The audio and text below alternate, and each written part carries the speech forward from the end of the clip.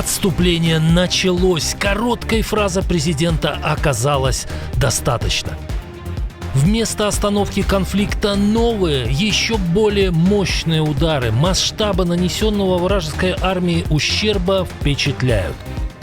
Создатели «Фламинго» работают над новой птичкой. Куда она сможет долететь и почему ПВО врага будет тяжело ее сбить.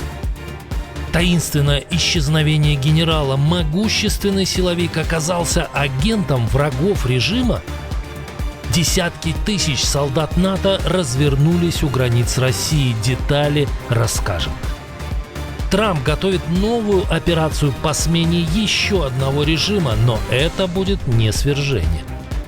Молодежная революция привела к смене политических элит. У страны может появиться самый необычный премьер. Румынские военные захватили украинский самолет. Досмотрите. Об этих и других событиях к утру среды 11 марта. Все, что действительно важно сегодня. Новости Нехта. Украина, Россия, Беларусь и мир. Раньше других.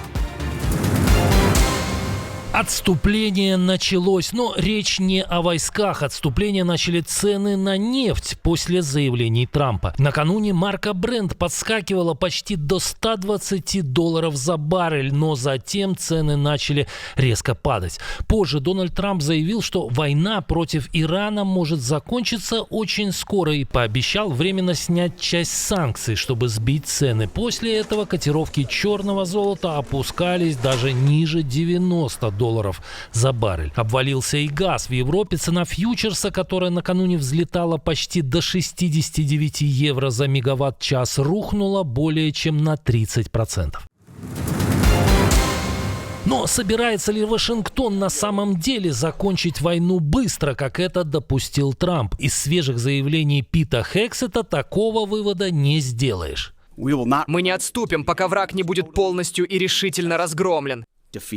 Во время пресс-конференции глава Пентагона пообещал усиление ударов. Сегодня снова будет самый интенсивный день наших ударов по Ирану. Больше всего истребителей, больше всего бомбардировщиков, больше всего ударов. В Центральном командовании вооруженных сил США заявили, что за 1,5 недели боевых действий уничтожены или повреждены более 50 кораблей ВМС Ирана. В Израиле заявляют об уничтожении 70-75% ракетных пусковых установок режима.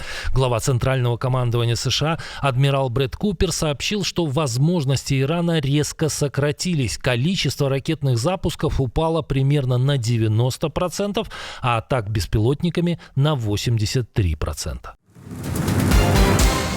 Вашингтон временно ослабил санкции, наложенные на российскую нефть. Москве разрешили продавать сырье Индии, чтобы успокоить мировые рынки. Но обитателям Кремля рано пить шампанское. Как сообщает Bloomberg, State Bank of India отказался проводить платежи за российскую нефть. Руководство этого крупнейшего банка страны опасается будущих санкционных рисков и удара по международной репутации. По данным источников агентства, SBI прекратил обслуживание таких сделок еще после введения санкций США против Роснефти и Лукойла осенью.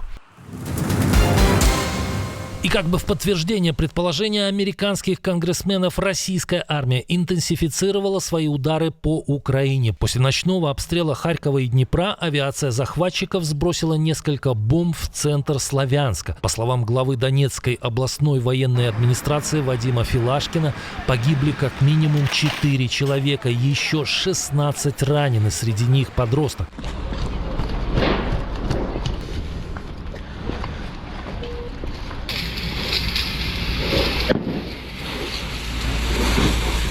Как подчеркивают в офисе генерального прокурора Украины, целью оккупантов стала плотная жилая застройка. Одна бомба попала прямо в многоквартирный дом, еще 2 взорвались рядом с многоэтажками. Повреждены 6 жилых домов и 10 автомобилей.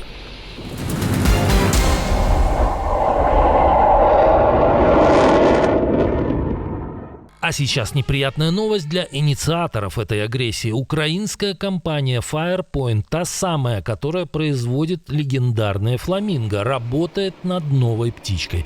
Об этом рассказал соучредитель фирмы Денис Штілерман в интервью «Армія ТВ». ФП-9 буде там легко влучати в цілі в Москві, тому що у нього дуже велика швидкість прильоту буде на ціль. Там, наприклад, у «Іскандера» зараз 800 метрів на секунду.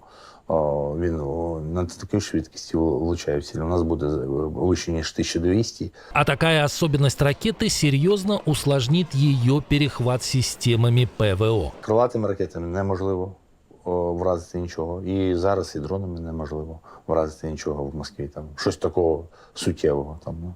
Поэтому именно баллистические ракеты могут изменить характер ударов по целям в глубине страны-агрессора. Испытания FP-9 планируют провести в начале лета. Человек с 9 жизнями или вражеский агент. В соцсетях бурно обсуждается исчезновение с радаров влиятельного иранского силовика Исмаила Каани. О командире спецподразделения Кудс корпуса стражей исламской революции нет вестей уже много дней. После удара Израиля по резиденции Али Хаминеи, где погибли и сам Аятолла, и несколько высокопоставленных военных, поползли слухи. Генерал покинул встречу примерно за полчаса до атаки, сославшись на плохое самочувствие. И это не первое чудесное совпадение в карьере Каани. В 2024 году израильтяне уничтожили лидера Хезболлы Хасана Насраллу как раз после встречи с иранским силовиком. Ранее генерал также должен был лететь вместе с президентом Ирана Ибрахимом Раиси, но в последний момент отказался от путешествия. А для Раиси тот рейс оказался последним. Вертолет разбился. И вот уже теперь в СМИ и соцсетях высказываются самые противоположные версии. Одни пишут, что Каани ранен, другие, что убит, третьи, что находится под арестом, а четвертое, что этот заслуженный агент Моссада уже находится в Израиле. И вот впервые ситуацию прокомментировал представитель режима. Исмаил Каани находится на передовой и лично руководит военными действиями. Все эти утверждения – часть психологической войны врага, направленной на подрыв морального духа наших сил и союзников. Генерал Каани жив, здоров и продолжает командовать операциями против агрессоров США и сионистского режима. Ну что, поверим?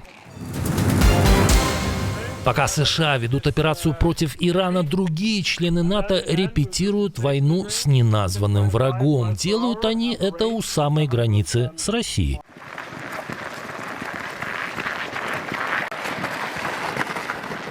Маневры Cold Response 26 проходят под руководством Норвегии и продлятся около 2 недель. В них участвуют примерно 25 тысяч военных из 14 стран Североатлантического альянса.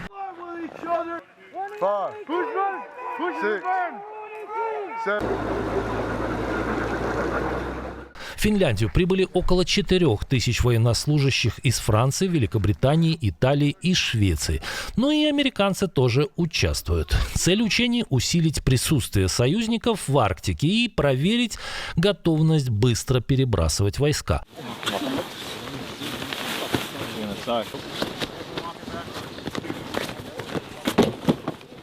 Кому же готовится дать холодный ответ, как в переводе называются учения, это натовская военщина. И почему сразу России? Человек, который остановил 8 или 9 войн, может думать и о начале сразу нескольких конфликтов. Дональд Трамп, руководя операцией против иранского режима, не забывает и о других. Например, о кубинском. Если коммунисты не пойдут на сделку, их ждет менее элегантный вариант. Но смена власти на острове не будет свержением. Трамп придумал для будущей операции новый термин. Это может быть дружественный захват власти, а может и нет. Это не будет иметь значения, потому что они действительно, как говорится, на грани истощения. У них нет энергии, у них нет денег, они находятся в глубокой гуманитарной беде. Все это стало результатом блокады острова, которую США ввели в январе. По данным USA Today, в Белом доме обсуждается возможная сделка, которая может включить уход президента Мигеля Диас-Канеля, договоренности по энергетике и туризму, а также частичную отмену американских санкций.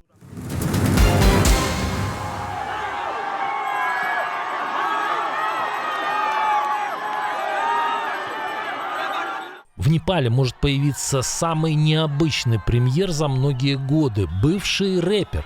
На выборах победила Национальная независимая партия, а ее лидер Балендра Шах теперь может возглавить правительство. 35-летний политик ранее был музыкальным исполнителем, а затем стал мэром Катманду. Его партия впервые за десятилетия получила парламентское большинство в стране, где обычно правили нестабильные коалиции.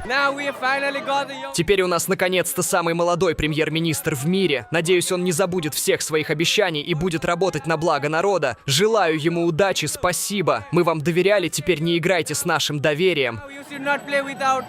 Нынешние выборы стали результатом масштабных протестов поколения Z, которые привели к падению прежнего правительства. Демонстрации начались из-за запрета соцсетей, но быстро переросли в массовое недовольство коррупцией и экономическим кризисом. В столкновениях тогда погибли десятки людей. Шах стал символом этого движения. В своих рэп-композициях он критиковал бедность и коррупцию, а на посту мэра Катманду прославился жесткими реформами, от сноса незаконных построек до борьбы с мусором. Его победу многие в Непале называют голосованием против старой политической элиты. Мир восхищается мужеством, стойкостью и смекалкой украинских защитников, но некоторые граждане страны проявляют недюжинные способности в ином направлении. Как сообщает издание Digi24, очередной украинец попытался последовать примеру известного литературного героя и пересечь границу с Румынией. Но сделал это весьма необычным способом, на легком моторном самолете. 31-летний мужчина сумел покинуть пределы родины и приземлился в румынском селе Фретеуць-Веки в уезде Сучава. Самолет нового Остапа Бендера быстро обнаружили пограничники и полиция. Пилота задержали и доставили в подразделение погранслужбы для допроса. Против беглеца открыли уголовное дело за незаконное пересечение границы и управление самолетом без необходимых сертификатов. Румынские власти отмечают, что с начала войны многие украинцы пытаются нелегально попасть в страну, иногда через горы, рискуя жизнью. Осталось добавить что-то про Рио-де-Жанейро. Какой режим обещает заняться рэкетом? Премьер-министр какой воюющей страны, по сообщениям некоторых СМИ, ранен или даже убит? Кто из соратников Путина сбежал из России? Какую область потеряла одна из воюющих сторон и где поставят памятник Дональду Трампу? Об этом мы рассказывали в прошлом выпуске. Посмотрите, если еще не видели. И приглашаю на вечерний выпуск.